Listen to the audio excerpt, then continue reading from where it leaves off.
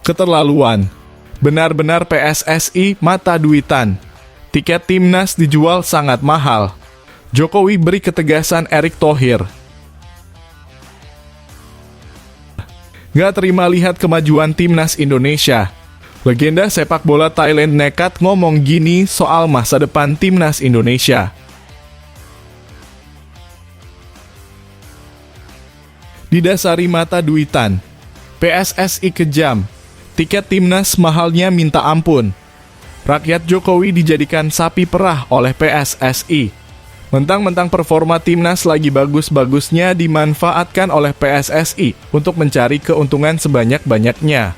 Tolonglah lihat fans Garuda di sini, banyak yang masih sekolah, mahasiswa atau pekerja buruh yang gajinya nggak seberapa. Padahal mereka juga ingin mendukung langsung perjuangan timnas Garuda. Tapi terhalang oleh mahalnya tiket pertandingan yang dijual oleh PSSI. Dasar federasi bobrok yang taunya hanya cuan, cuan, dan cuan saja. Padahal ini baru ronde kedua harga sudah melambung segitu.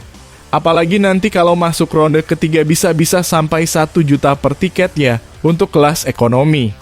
Sudah begitu belum nanti disuguhkan lapangan dengan rumput bolong-bolong kayak rumput pakan kambing karena habis dipakai konser. Haduh PSSI, kalau begini Pak Jokowi bisa marah besar ke Ketua Umum PSSI Pak Erick Thohir. Karena masyarakatnya Pak Jokowi yang mayoritas kaum menengah ke bawah tak bisa menonton langsung pertandingan timnas karena mahalnya harga tiket yang dijual PSSI. Tolong Pak Jokowi beri ketegasan ke Ketua Umum PSSI agar tiketnya dijual dengan harga murah kalau bisa 50.000 per tiket. Agar kami fans Garuda yang gaji di bawah UMR bisa mendukung langsung perjuangan tim Garuda. Menurut kalian sendiri gimana guys dengan harga tiket timnas yang dijual PSSI ini? Kemahalan atau biasa aja? Coba tulis pendapat kalian tentang mahalnya harga tiket ini. Dan harga tiket yang pas menurut kalian untuk timnas Indonesia ini. Pada komentar di bawah ini ya. Di sisi lain, melambungnya harga tiket dinilai konsekuensi dari perkembangan OK timnas Indonesia. Menurut PSSI, Garuda juga semakin membutuhkan pendanaan yang kuat. Harga tiket termurah timnas Indonesia untuk 2 laga kualifikasi Piala Dunia 2026 kontra Irak dan Filipina naik lebih dari 2 kali lipat. Jika sebelumnya tiket termurah 100.000 pre-sale 80.000, kini melambung menjadi 250.000. Ada diskon sedikit untuk yang membeli tiket bundling yakni menjadi 450.000 untuk kategori termurah. Itu pun masih akan ditambah biaya administrasi, pajak, asuransi, dan sebagainya yang bisa mencapai 10%. Anggota Komite Eksekutif Exco PSSI Arya Sinulinga menjelaskan kenaikan signifikan harga tiket ini karena performa timnas Indonesia. Semakin baik penampilan timnas, semakin besar dana yang dibutuhkan untuk biaya operasional tim. Kelihatan bohongnya. Ini memang berat banget untuk membuat harga seperti sekarang. Kenapa? Timnas semakin kuat, pendanaan semakin besar. Contoh kemarin jika tak lolos putaran kedua Piala Asia U-Strip 23, maka cukup sampai di sana, kata Arya di forum wartawan. Kemudian kita lolos 8 besar, itu kan butuh pendanaan untuk menginap. Lalu masuk semifinal tambah lagi akomodasi hotel, lalu ke perebutan 3 hingga 4, tambah lagi pendanaannya, karena butuh pendanaan naik pesawat, ujarnya menambahkan. Arya menambahkan dari yang awalnya mungkin cukup bermain di Doha, Qatar saja, nyatanya timnas U23 sampai harus ke Paris untuk melanjutkan ke playoff Olimpiade 2024. Hal-hal seperti itulah yang disebut Arya membuat biaya operasional timnas membengkak. Dijelaskannya lagi, PSSI kini juga harus mencari dana tambahan untuk pembiayaan timnas Indonesia. Garuda berpeluang lolos ke babak ketiga kualifikasi Piala Dunia. Kemudian di kualifikasi Piala Dunia, kita semua berharap masuk putaran ketiga, itu sudah ditunggu 10 laga yang akan dilaksanakan. Itu butuh pendanaan, ketika W naik pesawat lagi DSB, tutur Arya. Timnas semakin kuat, pendanaan yang dibutuhkan juga semakin kuat. Kami tidak cari untung, ini untuk pendanaan timnas. Ada memang hak siar, tapi tidak cukup. Maka salah satunya dari tiket, meski dibanding dengan yang lain, masih kecil juga. Ucapnya. Konsekuensi timnas makin kuat maka dana makin besar. Mohon maaf banget ini terpaksa dilakukan hanya agar timnas bisa bertanding tanpa memikirkan uang, hanya fokus bertanding, katanya lagi.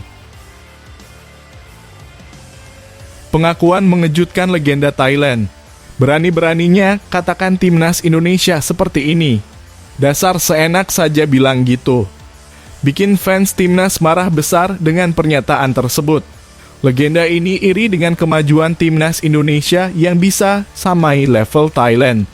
Sampai-sampai bilang gini, pelatih asal Thailand, Witthaya Lauhakul, meragukan kesuksesan timnas Indonesia dalam beberapa turnamen terakhir, mengungkapkan keraguan atas program naturalisasi. Timnas Indonesia telah mencatat prestasi luar biasa dalam beberapa kompetisi terkini, termasuk Piala Asia 2023, kualifikasi Piala Dunia, dan Piala Asia U23.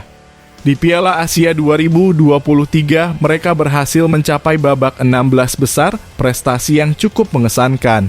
Selanjutnya dalam kualifikasi Piala Dunia 2026 zona Asia, Indonesia berhasil mengalahkan Vietnam 2 kali, membawa mereka 1 langkah lebih dekat ke putaran ketiga kualifikasi. Di Piala Asia U23, Indonesia hampir lolos ke Olimpiade Paris 2024, menempati peringkat keempat meskipun kalah di laga playoff Olimpiade melawan Guinea. Meskipun demikian, Lauhakul meragukan kesinambungan kesuksesan ini. Menurutnya, program naturalisasi yang banyak mengandalkan pemain keturunan tidak akan bertahan lama. PSSI Persatuan Sepak Bola Seluruh Indonesia telah berusaha meningkatkan kualitas tim dengan mencari pemain keturunan berkualitas seperti Tom Haye, Sandy Walsh, Ragnar Orotmangoen, Justin Hubner, dan Ivar Jenner.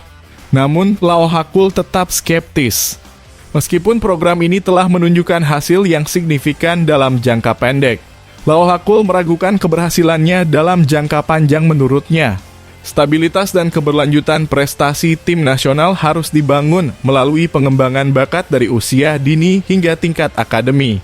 Dengan demikian, perdebatan tentang keberhasilan jangka panjang timnas Indonesia masih terus berlanjut, sementara para penggemar sepak bola menantikan keputusan dan langkah selanjutnya dari Federasi Sepak Bola Indonesia. Luar biasa. Semangat 45 abangku. Sudah nggak sabar. Tiba-tiba saja Saina Patinama sudah berada di Indonesia. Di kota ini tepatnya. Tonton video ini sampai habis ya guys agar kalian tahu di mana sekarang Bang Saina Patinama ini berada. Dan kalau sudah tahu nanti langsung samperin saja orangnya terus minta foto sama Bang Saina Patinama ini. Hahaha, bercanda guys. Oke, langsung saja. Saina Patinama tiba di Indonesia, tepatnya di Pulau Bali pada Selasa 14 Mei 2024 malam waktu Indonesia Barat. Pesepak bola 25 tahun ini tiba di Bali meski pelatih timnas Indonesia, Shin Tae-yong, belum mengumumkan siapa-siapa saja pemain yang dipanggil untuk laga melawan Irak dan Filipina pada 6 serta 11 Juni 2024 di 2 laga pamungkas grup F kualifikasi Piala Dunia 2026 zona Asia. Meski belum diumumkan, Saina Patinama dijamin bakal dipanggil Shin Tae-yong jika tidak mengalami cedera. Sebab timnas Indonesia membutuhkan banyak pemain hebat saat dihadapkan dengan negara-negara kuat seperti Irak. Di posisi Saina Patinama bermain yakni fullback kiri, setidaknya ada 5 pemain yang memiliki kualitas. Selain Saina Patinama, ada Nathan Chu Aon, Calvin Verdong, Pratama Arhan, dan Edo Febriansah. Nama yang disebut terakhir diprediksi akan tersisih dan otomatis tinggal menyisakan 4 nama lain. Lantas, siapa yang akan menjadi wingback atau fullback kiri andalan timnas Indonesia saat bersua Irak dan Filipina? Jika proses naturalisasi Calvin Verdong rampung bulan ini dan yang bersangkutan tersedia untuk laga kontra Irak dan Filipina, pesepak bola 27 tahun ini diprediksi menjadi pilihan utama Shin Tae-yong di sektor kiri pertahanan.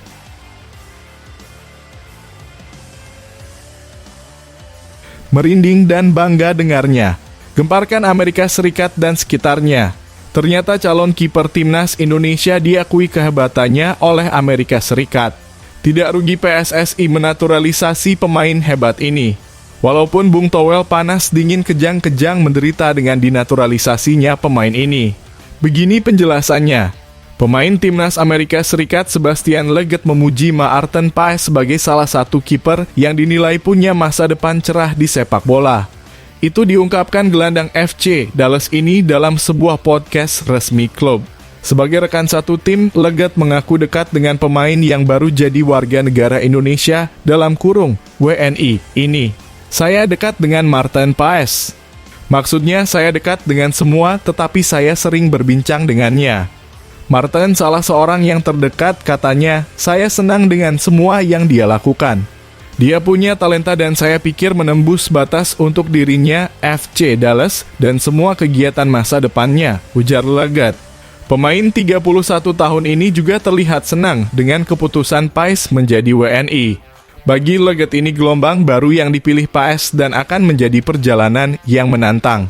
Jika tidak ada kendala, Paes kemungkinan dipanggil Shin Tae-yong untuk membela timnas Indonesia di kualifikasi Piala Dunia 2026 pada awal Juni nanti ke Jakarta pada 6 dan 11 Juni. Indonesia akan berhadapan dengan Irak dan Filipina. Salah satu dari dua laga ini harus dimenangkan tim Merah Putih agar bisa melaju ke fase ketiga kualifikasi. Saat ini Indonesia bertengger di peringkat kedua grup F kualifikasi Piala Dunia 2026 zona Asia. Dari 4 pertandingan, Indonesia telah membukukan 7 poin. Soal pemanggilan Paes, Shin tak ingin gegabah. Situasi dan kondisi semua pemain, termasuk Paes, akan ditimbang dengan saksama sebelum akhirnya masuk daftar panggil. Jadi saya tidak bisa kasih jawaban pasti karena harus hati-hati. Memang sudah sumpah Maarten Paes, tapi harus kita lihat nanti situasinya akhir Mei bagaimana, ucap Shin Selasa 14 Mei. Timnas Indonesia perlu waspada mengenai status Shin Tae-yong yang masih belum memperpanjang kontraknya bersama PSSI lantaran Korea Selatan masih mencari pelatih baru. Sang pelatih asal Korea Selatan telah berjasa kepada sepak bola Indonesia sejak ditunjuk sebagai pelatih timnas Indonesia pada akhir tahun 2019 silam. Sejak kedatangannya, Shin Tae-yong berhasil menyulap skuad Garuda sebagai salah satu tim yang diperhitungkan di Asia. Meski belum bisa mempersembahkan trofi STY, berhasil membawa timnas Indonesia tampil di fase gugur Piala Asia 2023. Yang pertama kalinya sepanjang keikutsertaan mereka di ajang ini. Kemudian timnas Indonesia U23 asuhannya juga langsung menciptakan sejarah dengan masuk 4 besar di Piala Asia U23 2024 dalam keikutsertaan pertama mereka di ajang tersebut. Garuda Muda bahkan hampir lolos ke Olimpiade Paris 2024 jika saja mereka mampu meraih kemenangan dalam salah satu laga kontra Uzbekistan, Irak, dan Guinea. Meski pada akhirnya gagal ke Paris, Shin Tae-yong tetap akan mendapatkan perpanjangan kontrak karena sudah melebihi targetnya dengan mengantarkan timnas Indonesia U23 mencapai fase gugur Piala Asia U23 2024. Ketua Umum PSSI Erick Thohir menjanjikan adanya kontrak hingga 2027 yang mana merupakan tahun penyelenggaraan Piala Asia yang berikutnya. Namun hingga kini Shin Tae-yong masih belum menandatangani kontrak tersebut secara resmi. Artinya sang pelatih asal Korea Selatan tersebut bakal bebas pada Juni mendatang. Sang pelatih berusia 53 tahun itu sendiri telah memberikan update mengenai status kontraktualnya kepada pers pada Selasa 14 Mei 2024. Menurutnya dirinya belum bisa meresmikan pembaruan kontrak dengan PSSI karena sang ketua umum Erick Thohir masih sibuk. Shin Tae-yong memperkirakan bahwa dirinya bakal bertemu dengan Erick Thohir untuk membahas kontrak pada pekan depan. Karena memang Pak Erick banyak kesibukan jadi belum ada tanggal bertemu. Tapi kemungkinan besar minggu depan akan bertemu Pak Erick, kata Shin Tae-yong sebagaimana dilansir dari Antara. Ini memang belum ditandatangani tapi memang sudah ada pembicaraan dengan Pak Erick bahwa akan terus bersama sampai tahun 2027, ucap Shin. Sementara itu, di Korea Selatan, Federasi Sepak Bola Korea Selatan KFA masih mencari pelatih baru untuk tim nasional KFA telah memutuskan untuk berpisah dengan pelatih top asal Jerman, Jurgen Klinsmann, menyusul kegagalan mereka menjuarai Piala Asia 2023 lalu. Piala Asia 2023 sudah rampung sejak Februari lalu, namun timnas Korea Selatan tak kunjung menemukan pelatih baru. Sebelumnya, KFA mengincar Jesse Marsch, mantan pelatih RB Leipzig dan Leeds United, sebagai pengganti Klinsmann. Namun demikian, pada Selasa 14 Mei 2024 dini hari waktu Indonesia Barat, telah dikonfirmasi bahwa Marsch bakal menangani timnas Kanada yang akan menjadi tuan rumah Piala Dunia 2026 bersama Amerika Serikat dan Meksiko nanti.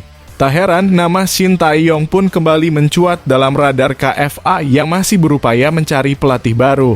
Sang pelatih berusia 53 tahun itu sendiri diketahui pernah menyampaikan keterbukaannya untuk kembali ke Korea Selatan. Impian terakhir saya adalah kembali ke Korea dan kembali menantang tim nasional Korea, kata Shin Tae-yong kepada Ocean. Sebagai pengingat, Shin Tae-yong merupakan pelatih timnas Korea Selatan pada periode 2014 hingga 2018. Dia menemani Taeguk Warriors yang diperkuat Son Heung-min di Piala Dunia 2018 hingga memulangkan Jerman di fase grup. Meski Korea Selatan juga gagal lolos ke fase gugur pada saat itu.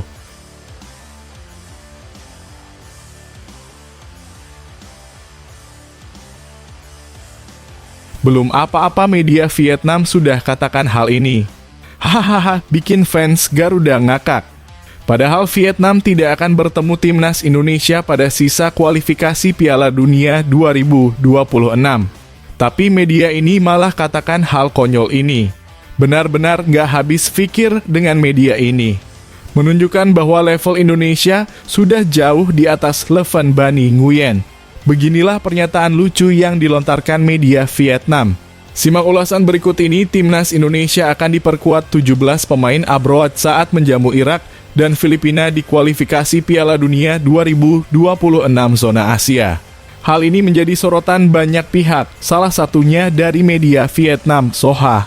Saat ini timnas Indonesia menempati posisi kedua di klasemen grup F putaran kedua kualifikasi Piala Dunia 2026 zona Asia dengan 7 poin dari 4 laga. Artinya skuad Garuda hanya memerlukan 1 kemenangan untuk bisa lolos ke putaran ketiga.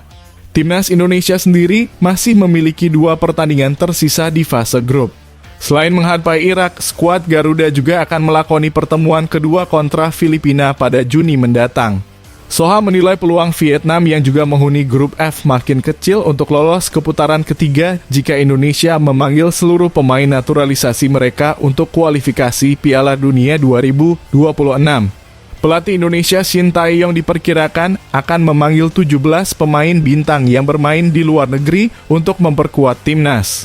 Hal ini membuat peluang Vietnam melanjutkan kualifikasi Piala Dunia semakin tipis, tulis Soha. Sementara itu, Shin Tae-yong mengatakan sejauh ini persiapan timnas Indonesia cukup baik jelang laga kontra Irak.